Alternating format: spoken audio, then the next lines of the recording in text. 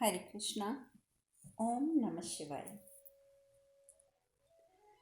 कल हम कथा में बात कर रहे थे कि किस प्रकार ऋषि दधीची की हस्तियों से बने शस्त्र से वृत्रासुर का वध किया गया। वृत्रासुर के वध से जहां एक और इंद्रदेव प्रसन्न, वहीं दूसरी ओर जलंधर बहुत क्रोधित, क्योंकि उसे समझ ही नहीं आ रहा था कि जिसे इतने वरदान प्राप्त हैं आखिर उसका वध हुआ तो कैसा हुआ। वैसे वो कार्तिकेय का पराक्रम देखकर बहुत प्रसन्न भी था कि चलो कोई तो इस युद्ध में योद्धा है जो वाकई ही युद्ध करना जानता है। परंतु दूसरी ओर वृत्रासुर के वध के बाद वो क्षुब्ध भी हो गया, बहुत ज़्यादा क्षुब्ध हो गया। अब वृत्रासुर को तो खंजर से उसकी पीठ में उस अस्त्र से प्रहार करके इंद्रदेव ने उसे मृत्यु को प्राप्त करवाया, परंतु वो तो धरती पर गिर गया। गिरते गिरते वो इंद्रदेव को भी अपमानित कर गया। वो इंद्रदेव को यहाँ तक कह गया कि तुम तो एक तुच्छ मानसिकता वाले व्यक्ति हो, तुच्छ मानसिकता वाले व्यक्ति, तुमने आज तक जो कार्य किया है वो गलत किया है। क्या त्रिशला का वध, क्या जलंधर की माता का वध, और क्या अब मेरा वध, मुझे भी पीठ पीछे से वार किया है। वाकई ही तुम बहुत तुच्छ मानसिकता के इंसान हो। अब इंद्रदेव ने सब कुछ सुन तो लिया। जैसे ही उसकी नज़र सामने गई तो वो क्या देखता है कि जलंधर भागता हुआ आ रहा है, क्योंकि जलंधर ने देख लिया था। मैंने बताया था ना कि वो एक पर्वत पर खड़े होकर शुक्राचार्य के साथ जलंधर ये देख रहा था कि किस प्रकार से वृत्रासुर युद्ध करेगा। उसे क्या मालूम था कि आज वृत्रासुर का ही वध हो जाएगा। वो उसी पर्वत से छलांग लगाकर भागता हुआ आता है। इंद्र जब देखता है कि हमारी ओर जलंधर भागता हुआ आ रहा है, इंद्र तुरंत कार्तिकेय का हाथ पकड़कर अपनी सेना की ओर ले जाता है। लेकिन कार्तिकेय पीछे मुड़ के देखता है कि कोई भागता आ रहा है जिसकी वजह से इंद्र मुझे सेना की ओर ले जा रहे हैं, लेकिन वहीं पे हाथ छुड़ाकर कार्तिकेय रुक जाता है। रुकता क्यों है? क्योंकि वो हैरान हो जाता है। अब आप लोग समझ ही गए होंगे कि कार्तिकेय हैरान क्यों हुआ था। कार्तिकेय ने जैसे ही जालंधर का चेहरा देखा तो वो स्तब्ध रह गया, क्योंकि वो उसके पिताजी का प्रतिरूप था। उसके हाथ से तलवार गिर जाती है, दोनों हाथों में दो तलवारें होती हैं, उसके हाथ से वो तलवारें गिर जाती हैं। वो वहीं खड़ा रह जाता है और हैरान होता है कि ये मेरे पिताजी का प्रतिरूप कैसे, ये मेरा भ्रम है, क्योंकि ऐसा हो नहीं सकता कि मेरे पिताजी का कोई प्रतिरूप हो। तलवारें भी वहीं फेंक कर वो वहीं खड़ा रह जाता है। उधर दूसरी ओर जलंधर उसके बिल्कुल समक्ष पहुंच जाता है, कहता है खड़ग उठाओ बालक, खड़ग उठाओ। क्योंकि जलंधर जैसा भी है लेकिन वो भी कभी नियमों के विरुद्ध नहीं जाना चाहता। इसीलिए वो पहले जब देखता है कि कार्तिकेय के हाथों से दोनों तलवारें गिर चुकी हैं तो वो कार्तिकेय पर हमला नहीं करता, बल्कि कार्तिकेय को कहता है कि खड़ग उठाओ बालक। लेकिन वो शांत खड़ा रहता है कार्तिकेय, क्योंकि उसे समझ ही नहीं आ रही होती कि ये व्यक्ति है कौन।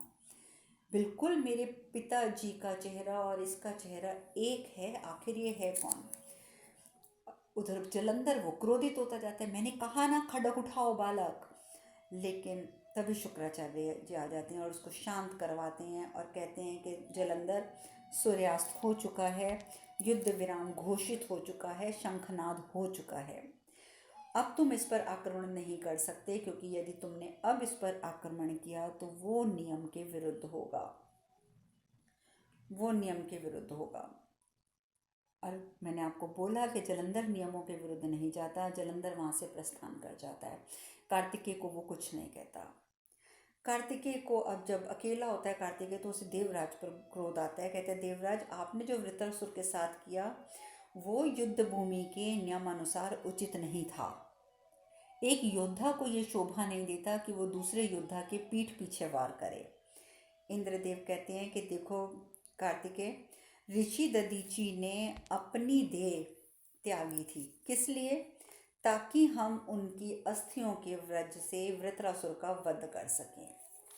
और जब उन्होंने अपना बलिदान देने में विलंब नहीं किया था तो मैं विलंब कैसे कर सकता था, कैसे कर सकता था?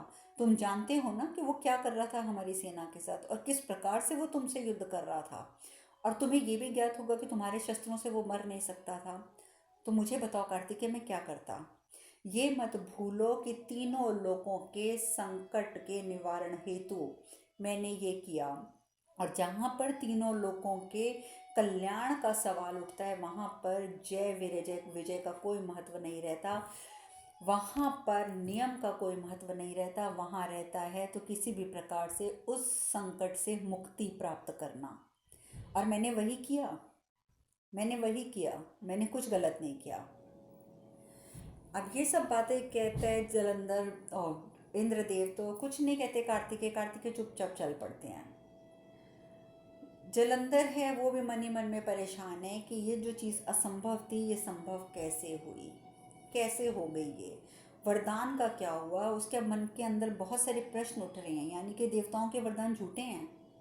और यदि वृत्रासुर को वरदान था कि वो अस्त्र शस्त्र से नहीं मरेगा तो आखिर वो मरा कैसे, ये चीज़ उसे बहुत तकलीफ़ देती है, क्योंकि उसे समझ नहीं आ रहा कि ये सब कैसे हुआ, क्यों हुआ। उधर कार्तिकेय जो है वो देखता है कि इंद्र से तो बात करने का कोई फ़ायदा नहीं है। वो महादेव के सम्मुख पहुंच जाता है। महादेव बहुत प्रसन्न होते हैं, कहते हैं पुत्र, एक कुशल योद्धा का युद्ध भूमि में क्या दायित्व होता है तुम अच्छे से समझती हो और तुमने पूर्ण भी किया, किंतु एक योद्धा का युद्ध भूमि में द्रवित हो जाना या स्तब्ध हो जाना ये उचित नहीं होता पुत्र, ये उचित नहीं होता। जलंधर को देखकर तुम इतने स्तब्ध हो गए कि तुम्हें अपनी सुरक्षा का भी ध्यान नहीं रहा। तुम्हें इस बात का बोध ही नहीं रहा कि यदि जलंधर ने तुम पर आक्रमण कर दिया तो क्या होगा। तुम जानते हो यदि उसी क्षण शंखनाद ना होता तो जलंधर तुम्हारा वध कर सकता था, जलंधर। तुम इतने स्तब्ध हो गए युद्ध भूमि में कि तुम ये भी भूल गए कि तुम सुरक्षित हो या नहीं हो। कार्तिकेय कहते हैं मैं क्षमा चाहता हूँ पिताजी, मुझसे चूक हो गई, मैं आगे से ध्यान रखूँगा। महादेव कहते हैं कि तुमने वृत्रासुर के साथ द्वंद्व युद्ध करके एक बार फिर से ये सिद्ध किया है, एक बार फिर से ये साबित कर दिया है कि तुम एक कुशल योद्धा हो। परंतु दोबारा ये गलती मत करना कार्तिकेय, जो गलती तुमने आज करी है। तुम इतने कुशल योद्धा हो ये मैं भी जानता हूँ, ये सब जानते हैं, और तुमने आज एक बार फिर से साबित कर भी दिया है। बीच में इंद्रदेव बोल पड़ते हैं, निसंदेह इसने वृत्रासुर के वध में बड़ी कुशलता से मेरी सहायता की है। तो उसको कार्तिकेय जी को बहुत क्रोध तो आता है कि मैंने सहायता करी है, मैं तो अच्छा खासा युद्ध कर रहा था, पीठ पीछे से वार तो इसने इंद्र ने किया। पर कार्तिकेय कुछ नहीं कहते। इंद्रदेव कहते हैं प्रभु अब मैं इस व्रजासन को स्वर्गलोक में पहुंचा देता हूँ।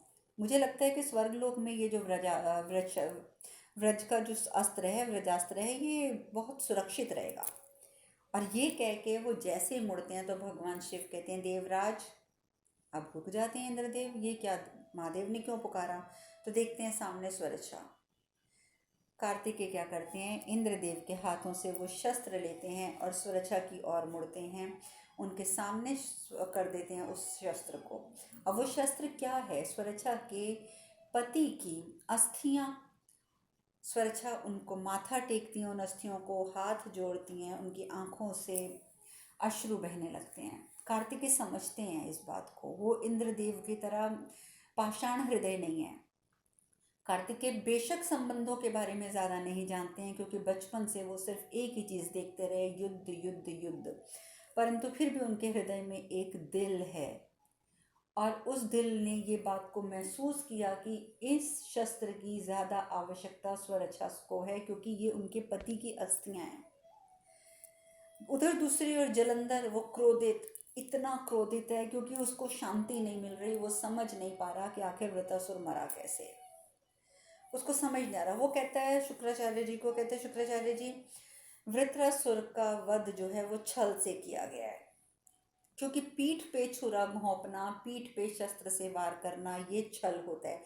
किंतु मेरे लिए ये छल अकल्पनीय नहीं है, क्योंकि मैं जानता हूँ देवता तो हमेशा ही छल करते हैं, असुरों के साथ हमेशा ही देवता छल करते हैं। परंतु मेरे लिए अकल्पनीय ये है कि देवताओं द्वारा ऐसा अस्त्र कैसे बना लिया गया जिससे कि वृत्रासुर का वध हो गया, कैसे, मैं ये नहीं समझ पा रहा आचार्य। शुक्राचार्य कहते हैं हम मानते हैं वृत्रासुर की मृत्यु से तुम व्यक्तिगत रूप से बहुत आहत हुए हो, किंतु हम ये भी जानते हैं कि तुम्हारा मनोबल नहीं टूटा होगा। तुम्हारा मनोबल नहीं टूटा। हमें चिंता है तो सेना की, क्योंकि आज की घटना के पश्चात उनकी मनस्थिति कैसी होगी हम समझ सकते हैं। हमारी सेना अब घबरा चुकी है और ये हमें साफ नज़र आ रहा है। जलंधर कहते हैं, नहीं आचार्य, आप सेना के बारे में ऐसा मत कहिए। जो भी कुछ हुआ उसमें भूल तो मेरी थी। आपने तो कहा ही था कि अपने शत्रुओं का उचित मूल्यांकन करना ही आवश्यक होता है, परंतु मैंने ही ध्यान नहीं दिया, मैंने ही उचित मूल्यांकन नहीं किया, मैंने ही ये गलती करी है। मुझे ये नहीं भूलना चाहिए था कि देवताओं की तरह देवताओं के जो वरदान होते हैं ना, वो भी शून्य होते हैं, शून्य। उनका कोई भी जो है महत्व नहीं होता। क्योंकि वृत्रासुर की मृत्यु जब हुई वरदान के बाद, इस चीज़ की वजह से ये धारणा बन गई जलंधर के मन में कि जिस प्रकार से देवता हमेशा से छल करते आए हैं, तो इसका मतलब कि वो जो वरदान देते हैं वो भी शून्य होता है, छल ही होता है, वरदान में कोई सच्चाई नहीं होती है।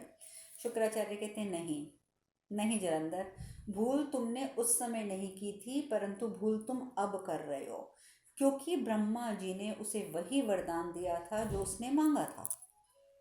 ब्रह्मा जी ने उसे गलत वरदान नहीं दिया था। ब्रह्मा जी ने जो वरदान दिया था वो वही था जो उसने मांगा था। जलंधर कहता है, ये कैसे हो सकता है? मुझे जो वृत्रासुर ने बताया था उसके मुताबिक तो किसी भी अस्त्र शस्त्र से उसका वध असंभव था। तो फिर ये अस्त्र कहाँ से आया जिससे उसका वध किया गया? क्या ये देवताओं के पाखंड का प्रमाण नहीं है कि उन्होंने वरदान के नाम पर भी छल किया वृत्रासुर के साथ? शुक्राचार्य कहते हैं, नहीं जलंधर, नहीं, मैं फिर कह रहा हूँ, वरदान था, लेकिन ध्यान दो, वरदान क्या था? वरदान ये था कि किसी धातु, किसी जल, किसी लकड़ी, किसी मिट्टी, इसी ऐसी किसी भी चीज से बने हुए शस्त्र से वृत्रासुर का वध नहीं होगा। यही वरदान था ना। किंतु वरदान में ये नहीं कहा गया था कि अस्थियों से बने शस्त्र से भी वो सुरक्षित रहेगा। जलंधर जब ये बात सुनता तो जलंधर हैरान हो जाते, कहता, अस्थियों का शस्त्र? अस्थियां? कौन सी अस्थियां? किसकी अस्थियां? शुक्राचार्य जी कहते हैं, ऋषि दधीची की अस्थियां। ऋषि दधीची को वरदान प्राप्त था कि उनकी जो अस्थियां हैं वो व्रज की बन जाएंगी, और इसीलिए उन्होंने अपनी अस्थियों का दान दिया, उन्होंने अपना बलिदान दिया, अपना देह त्याग किया, और उन्हीं की अस्थियों से जो व्रज की थी उनसे ये शस्त्र बना और उससे ही ये वध संभव हुआ। जलंधर बहुत हैरान होता है, कहता है, किंतु ऋषि दधीची ने ऐसा क्यों किया? इतना बड़ा बलिदान क्यों दिया? इतना बड़ा बलिदान कि एक असुर को मारने के लिए एक ऋषि ने अपने प्राणों की आहुति दे दी। इतना बड़े बलिदान एक ऋषि कैसे कर सकता है? क्यों कर सकता है? और आखिर उन्होंने क्यों किया? शुक्राचार्य कहते हैं, अपने गुरु के प्रति भक्ति और समर्पण की पराकाष्ठा है ये। क्या बोला है उन्होंने? कि अपने गुरु के प्रति भक्ति और समर्पण की पराकाष्ठा। क्योंकि आप जानते हैं कि ऋषि दधीची के गुरु कौन थे? महादेव। और महादेव के प्रति जो उनकी भक्ति थी, उनका समर्पण था, उसका तो कहीं पे कोई मूल्यांकन भी नहीं कर सकता। आप तो जानते हैं कि जब से ऋषि दधीची धरती पर आए तब से वो महादेव के भक्त थे, और तब से वो महादेव के लिए ही कुछ ना कुछ करते ही आए हैं। कभी सती की सहायता तो कभी माता पार्वती की सहायता। तो इसीलिए शुक्राचार्य ने कहा कि उनके जैसी भक्ति और समर्पण किसी का नहीं हो सकता अपने गुरु के प्रति, ये उनकी पराकाष्ठा थी। जलंधर कहता है, अरे वाह, ऐसे कौन से गुरु हैं कि जिनके प्रति शिष्य इतना समर्पित है? कौन है ऐसे गुरु? शुक्राचार्य कहते हैं कि तुम नहीं जानते। तो वो बड़ा हैरान होता है जलंधर कहता है, हाँ होगा कोई देवता, अगर देवता नहीं होगा तो होगा कोई यक्ष, असुर तो हो नहीं सकता। शुक्राचार्य कहते हैं, ना यक्ष, ना देवता, ना असुर। जो ऋषि दधीची के गुरु हैं, जो ऋषि दधीची के गुरु थे, वो हैं देवों के देव महादेव। महादेव। जलंधर बहुत हैरान होता है, कहता है, महादेव? मैंने ब्रह्मा जी के बारे में सुन रखा है, विष्णु जी के बारे में सुन रखा है, उन सब के बारे में तो बहुत सुना है, लेकिन महादेव की तो कभी चर्चा ही नहीं हुई। कहाँ वास करते हैं वो, कैसे दिखते हैं वो, कौन है ये महादेव? जैसे ही इतने सारे प्रश्न इकट्ठे कर देता है जलंधर, तो शुक्राचार्य भी उसका उत्तर देना आरंभ कर देते हैं, आरंभ कर देते हैं, आरंभ कर देते हैं। जब इस प्रकार के प्रश्न जलंधर करता है तो शुक्राचार्य कहते हैं, महादेव, कैलाशपति महादेव को किसी एक भाषा में, किसी एक परिभाषा में सीमित नहीं किया जा सकता, नहीं किया जा सकता। वो निर्गुण हैं तो सगुण भी हैं, वो निराकार हैं तो साकार भी हैं, वो सर्वव्यापी हैं, सर्वोच्च हैं, वो मन और बुद्धि से अधिक शक्तिपति हैं मेरे महादेव। वही सत्य हैं, वही शिवम हैं, वही सुंदरम हैं।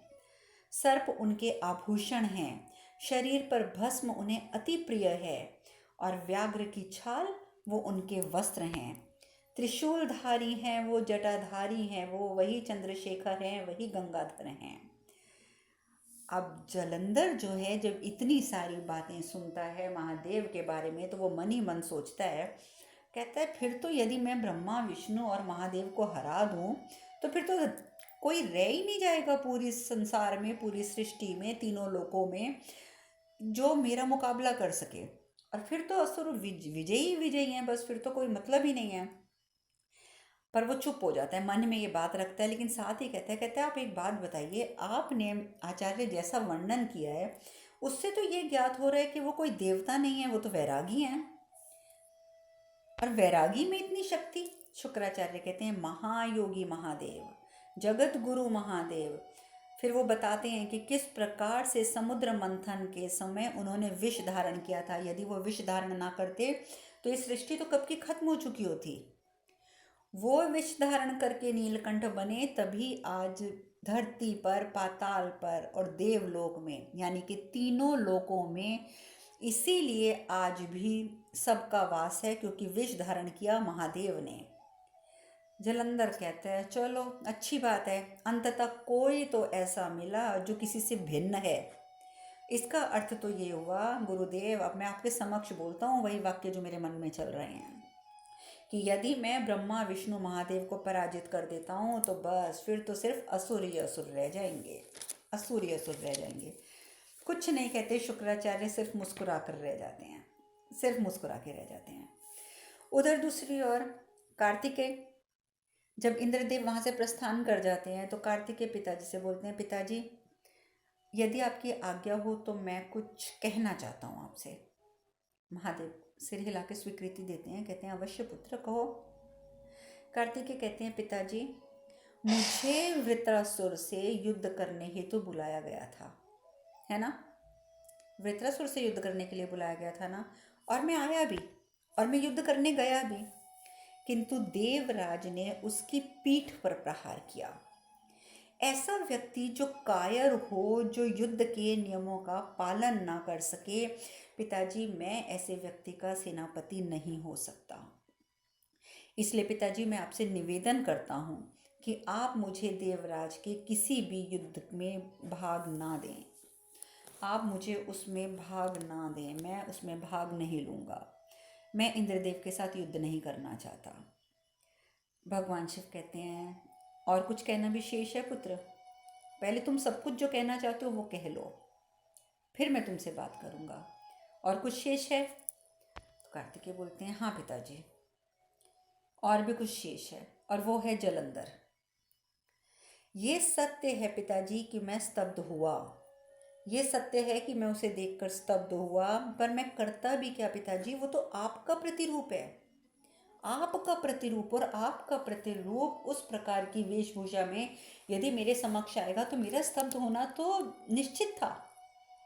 गणेश जी भी वहीं खड़े होते हैं, वो सुनकर बड़े हैरान होते हैं, कहते हैं, क्या हमारे पिताजी का प्रतिरूप? क्या उसने गले में सर्प धारण किया हुआ था? क्या उसके माथे पे चंद्रमा था? क्या वो इसी प्रकार से जटाएं रखता है? कैसे हमारे पिताजी का प्रतिरूप है? कार्तिकेय बोलते हैं, हाँ गणेश, वो पिताजी का प्रतिरूप ही है, परंतु पिताजी से कुछ भिन्न है। उसके नेत्र उसके नेत्र बहुत विचित्र थे, बहुत विचित्र। ऐसा प्रतीत हो रहा था जैसे वो उसके दोनों नेत्रों के अंदर महासागर का वास हो। महादेव कहते हैं, हाँ पुत्र, उसके नेत्र समुद्र की भांति नीले हैं, समुद्र का बल है उसमें और वो मेरी क्रोधाग्नि है, इसीलिए उसने समुद्र का बल और मेरी क्रोध आग्नि दोनों को एक साथ समन्वित करके रखा है।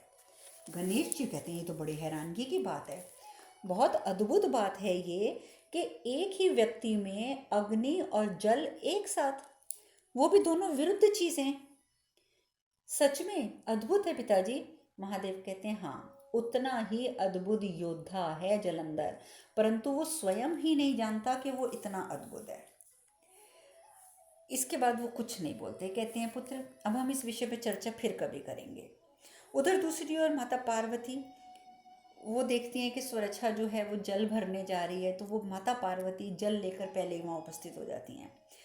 वो कहती हैं कि देखिए आप ऋषि पत्नी हैं, मैं आपका बहुत सम्मान करती हूँ, आप ये जानती हैं, लेकिन आप इस समय जिस दशा में हैं, यानी कि आप गर्भवती हैं, तो आपके लिए इतना जल उठा उठा कर चलना, इतना जल भरना आपके लिए अच्छा नहीं है। मैं जानती हूँ कि इन पौधों को स्वयं ऋषि दधीचि जल देते थे और उन्होंने ये भी कहा था कि उनकी अनुपस्थिति में ये दायित्व आपका है।